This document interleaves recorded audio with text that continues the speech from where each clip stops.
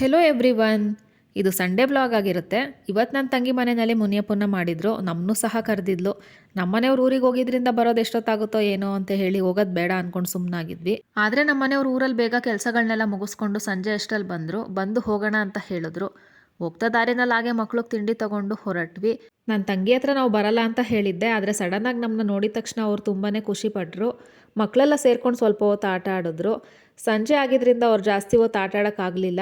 ಬೆಳಗ್ಗೆನೇ ಬರಬೇಕಲ್ವ ನೀವು, ಯಾಕೆ ಇಷ್ಟು ಲೇಟಾಗಿ ಬಂದಿದ್ದೀರಾ ಅಂತ ಹೇಳಿ ತುಂಬಾ ಬೇಜಾರು ಮಾಡಿಕೊಂಡ್ರು.